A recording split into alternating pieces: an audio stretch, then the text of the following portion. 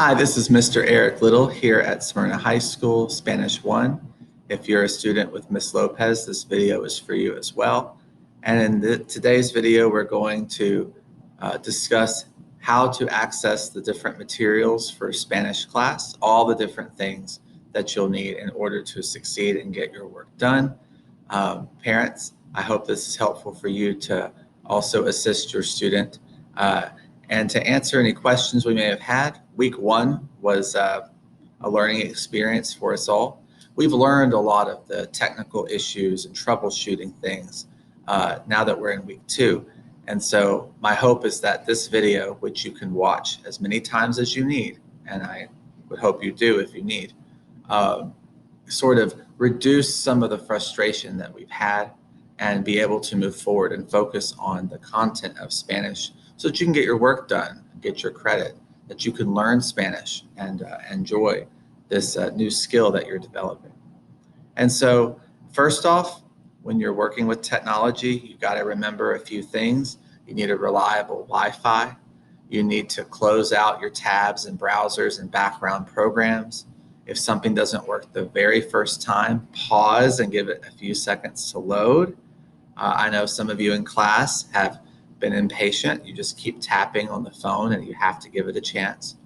And then do feel free to click around on different icons within these apps that we're using. They're very friendly to your device. They're not going to crash anything or cause viruses or anything like that. So I want to start by talking about email. So on the school website is where you can find your email. You just go under students and you can go to Office 365. That is your email platform. Outlook is the name of it. Students, I'm not sure all of you realize the importance of email because it has maybe not been super important in your life up to this point. But email is the way that we are communicating and talking to you. It's very similar to if you're sitting in class and I'm talking to you. And so if I send an email and you don't read it, or you only read the first few lines, it's sort of like I was giving a discussion in class and then you zoned out, or you just didn't pay attention. And so in the world, there is the expectation that when an email is sent, it is received and it is read. And so it's really important. I would suggest that you, of course, we're in the school. And we're back. It's important that you check your email every class period or every about 2 hours if you're at home. And that should keep you up to date where you don't have 100 emails at once. You just have a couple. If it's an automated email, you might just sort of glance at that. But any email, anything else that comes from a human being that wrote it, that wasn't automated, you need to read the whole thing. Scroll down and read all of it. You need to save it in your email if it is information that you need to access later. Don't just delete it. If you feel like you've done everything in it and you no longer need it, you might archive an email instead of deleting it. So you can search for it in your email later if you need to. So email will be very important for this class and you should be checking it frequently. Now, in order to access the materials for Spanish class, we're going to go through Clever. That shouldn't be new at this point. All of the classes at Smyrna High are using Clever to access their online materials. In particular is KIDM, this large red K. In Clever, if KIDM doesn't appear right away, scroll down until you can find it. It is there. Now in KIDM, you'll see a screen very similar to this one where you have your classes listed. Of course, all of mine are Spanish. Yours will be different. Click on the Spanish class that you're in. And your screen may appear a little different than mine, especially if you're on a phone. But look at where I'm clicking. You see timeline. Timeline is where you need to go. Find the icon that represents timeline, even if the word timeline doesn't appear.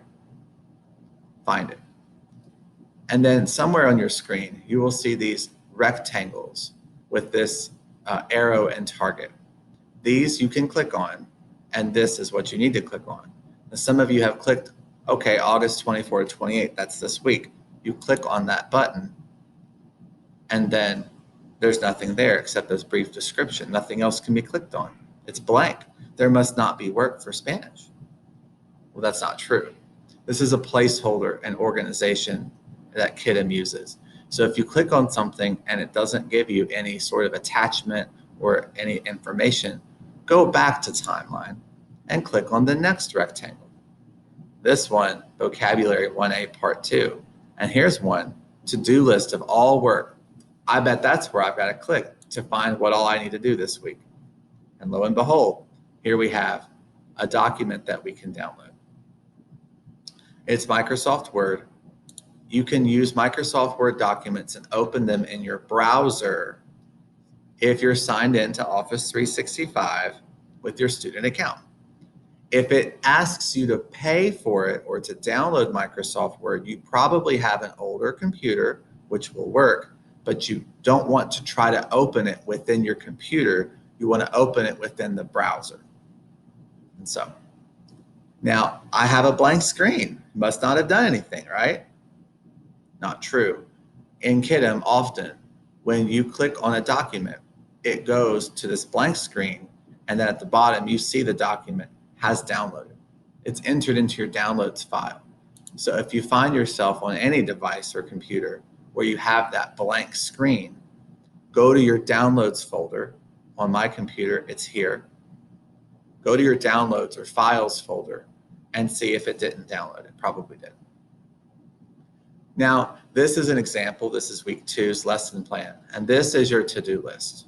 And some of you look at it and you've said, oh, it's a lot of work, or it's long, or you're not reading it all the way. You're just sort of skimming through to look real quick. Well, unfortunately, you're not in class physically, or you may be working independently in class. And if you were in class, I would be able to talk to you for 5 minutes and give you instructions. Well, in 5 minutes, I could fill 3 or 4 of these pages just with my words. This one's pretty short. It's only a page and a half. And that is the nature of online world. You have to read this list every week carefully. There are instructions, and then there are tasks. You need to make sure you read the instructions, and then you read the tasks. And I would start one at a time. I would start with task 1. Task 1 will be vocabulary study most weeks. Some weeks are review and they don't have vocabulary. It tells you where to find it in Kidam. It tells you to make flashcards. You'll hear that from me every week we have vocabulary. There is a video for how to memorize vocabulary on the YouTube channel. And vocabulary study you'll be doing every day for 15 to 20 minutes per day, just as the instructions tell you. Then you can move to task 2, the textbook reading. I'll show you how to find the textbook in 1 minute. YouTube lessons. I don't think anyone's had a problem with finding YouTube. The passport activities. This is your workbook. This is like the majority of your classwork grade and the things that you do in order to practice Spanish. This particular week, we have an optional extra credit. So you see, it doesn't say task 5. You don't have to do it. You may do it. And it explains. You see, these instructions here tell you what is expected of you. You need to read it. Take a moment and read it. It's not going to be something you can do all in 5 seconds. You're going to have to sit and do the work. Flipgrid is presentational software where we're going to use Spanish and record ourselves. And you'll see here in the instructions is what we're asking you to do. They're also listed in the Flipgrid. If you have a test or a quiz that week, which we do this week, it will tell you where to find it. It is in Kidam. It's a Microsoft Word form. And I'm giving instructions here as to what you need to do in preparation. There's a note here about grading if you're interested. You don't have to know how we grade, but there's a note for it. And then there's the summary checklist here. Once you understand everything, you can just sort of highlight as you go. to sort of knock out your to-do list. And that way, when you're done, you're done. You can check them off one at a time. So we referred to the vocabulary list, that's on Kidem, and the quiz link, that's on Kidem. Textbook reading, that's in Passport. So let's go back to Clever. And in Clever, we have this other icon. You may need to scroll down to find it. It's got a large CL, and it has the word Passport, Carnegie Learning Passport.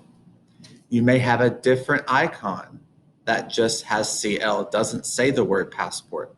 That's a different textbook for a different class. That's your math class. I need you to find the one that says Passport. So you may have two. If you open it and it's all math, it's all wrong. Go back and find the other CL icon. You may have to click to sign in real quick. Now, this initial screen is going to look different because I'm logged in as a teacher, but the part we're looking at doesn't matter.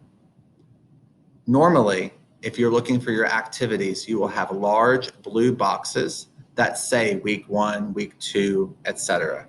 They have been very easy, and I haven't had any trouble finding with any student finding it if they got this far.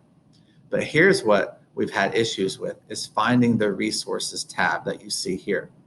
On a phone, or a lot of phones, it's on the left. It's a very small square with lines like a book. And on some tablets, it's on the right.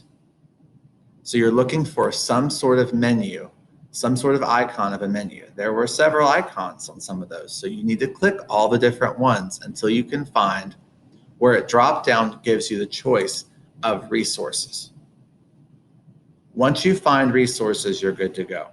On a phone, you have to scroll down through each one. The third one is Flipgrid. The fourth one is the student edition or textbook.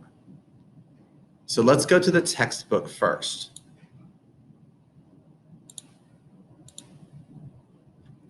The textbook is really cool online because you can actually click on words sometimes and hear the audio. So you can click left and right or tap left and right on your phone, or you can use these arrows or this jump to page. So I can tell it what page I want to go to without having to navigate left and right.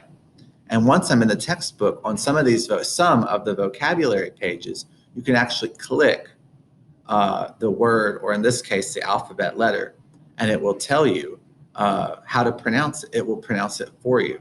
So for example, when I click the H, H, it says H, which is how we say H in Spanish. So when we give you the assignment, we are expecting that you will do this, that you will listen to the words as they are pronounced, that you will practice them, and that you will learn the sounds. Back in resources and Flipgrid, it may have you log in with your Carnegie Learning credentials. That's okay. And you'll find, you need to scroll a little bit, you'll find the different topic discussions. They're called topics. And so you click one, and I have typed out the instructions. And then there's a button, in this case, it's not there because I'm in the teacher mode right now. But there's a button that says record response. I haven't had students have trouble with that. When you do record your video, it's gonna then, the next button will let you review the video. Then there's another icon of a camera. It wants you to take a selfie for like an icon. So I need you to click the camera and then take a selfie and then review the selfie, and then it will post the video. So you'll know your Flipgrid is done when it tells you that your video is successfully uploaded, and it will email you a confirmation. But you're not going to see the video posted right away because I have it where it doesn't come online until I have viewed and approved it, to make sure no one's using cuss words or has offensive, clothing or something. And so that is how we get through all of the different resources for Spanish class.